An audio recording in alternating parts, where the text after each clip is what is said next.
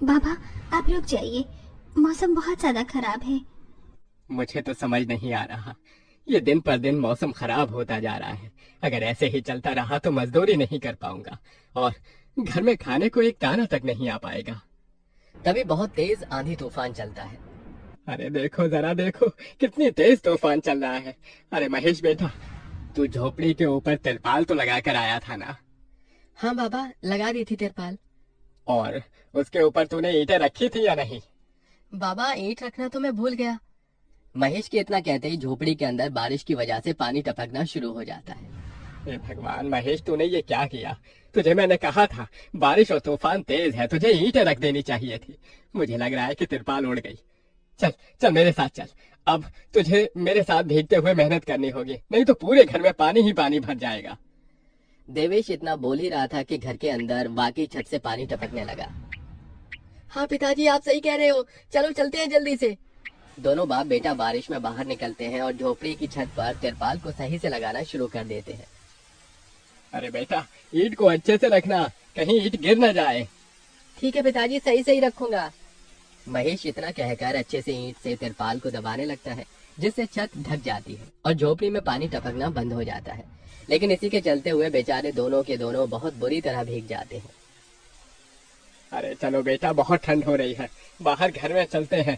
चलो, बरसात में मौसम बिल्कुल ठंडा हो गया है। हाँ पिताजी, आपने बिल्कुल सही कहा, चलिए। जब दोनों बाप बेटा घर के अंदर आ जाते हैं तो मेघा उन्हें सूखा कपड़ा देती है और अपना शरीर पोंछने के लिए कहती है। आप लोग अपना शरीर पोंछ लो और सूखे कपड़े पहन लो, नहीं तो ठंड लग सकती है। मेघा के दिए हुए कपड़े दोनों पहन लेते हैं। तभी बीमार शकुंतला बिस्तर पर पड़ी हुई मेघा से कहती है। अरे बेटे, तूने खाने के लिए कुछ बनाया नहीं? माँ, मैं बारिश के रुकने का इंतजार कर रही हूँ। घर के अंदर खाना कैसे बनाऊंगी? सारे में धुआं ही धुआं हो जाएगा। मेरी दवाई का समय हो गया है और मुझे भूख भी लग रही है। ठीक है माँ, मैं कुछ करती हूँ। मेघा अपने सिर पर एक सफेद कट्टा रखकर बारिश से बचते हुए बाहर से कुछ ईंटें लाकर घर के अंदर ही छोटा सा चूल्हा बना लेती है और उसी पर खाना बनाना शुरू करती है। अरे बेटी, पूरे घर में धुआं ही धुआं हो गया है। पिताजी, खाना बनाना भी तो बहुत जरूरी था। मेघा जैसे तैसे करके जल्दी जल्दी खाना बना लेती है। वो खाने में नमक मिर्च वाले चावल ही बना पाती है। माँ, माँ उठो, ये लो खाना खा लो। शकुंतला मेघा के हाथों से खाना खाती है। शकुंतला के पूरे शरीर को पैरालाइज हुआ था, जिसके कारण ना तो वो हिल सकती थी और ना ही वो उठ सकती थी।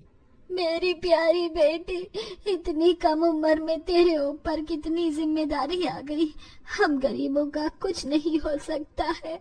इस गरीब झोपड़ी के अंदर हम कैसे कैसे दिन देखते हैं।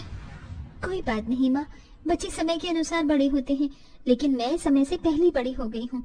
आपको तो खुश होना चाहिए। मैं तो इस कदर लाचार हो गई हूँ कि तेरे सर पर हाथ रखकर तुझे आशीर्वाद भी नहीं दे सकती बेटा। शकुंतला की आंखों से आंसू निकल रहे थे। मेघा उसके आंसू पोंछकर अपनी माँ को हौसला देती है, जिसके बाद वो अपने भाई और पिता के साथ बैठकर खाना खाती है। बारिश होती ही रहती है, लेकिन बारिश रुकने का नाम ही नहीं लेती। खाना खाकर वो सभी सो जाते हैं। आधी रात के समय जिस तरफ शकुंतला का बिस्तर होता है, वहाँ पर पानी टपकना शुरू हो जाता है। अरे ये क्या, पानी टपक रहा है। मेघा, मेघा, लगता है सो गई। अब मैं क्या करूं? ये पानी तो धीरे धीरे टपकता ही जा रहा है। शकुंतला रात भर अपने ऊपर टपकते हुए पानी को ऐसे ही झेलती रहती है, जिसकी वजह से सुबह तक उसके पूरे शरीर में बुखार फैल जाता है।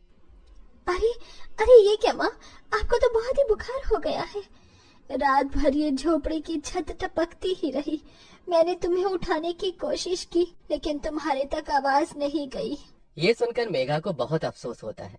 वो सूखे कपड़ों पर अपनी माँ को सहारा लगाकर लेटा देती है और उनके कपड़े भी बदल देती है। लेकिन तभी अचानक से गांव में बाढ़ आ जाती है। अरे अरे ये क्या हो, यहाँ तो पानी भर रहा है। अरे लगता है गांव में बाढ़ आ गई है। अरे हम लोग क्या करें? अरे बेटा महेश, अरे भाई, अपनी माँ को कंधे पर उठा, नहीं तो हम सभी बह जाएंगे। अरे पानी में कोई जुगाड़ करता हूँ बेटा। देवेश फौरन घर के बाहर जाता है। जहाँ वो आसपास देखता है, उसे एक रेडी दिखाई देती है। देवेश उसे लेकर आता है, जिस पर शकुंतला को लिटा देता है। अरे चारों तरफ पानी ही पानी हो रहा है, हमें अब यहाँ से जाना होगा, नहीं तो पानी में हम डूब जाएंगे। तभी अचानक से उनकी झोपड़ी पानी में डूबकर बह जाती है। हमारी झोपड़ी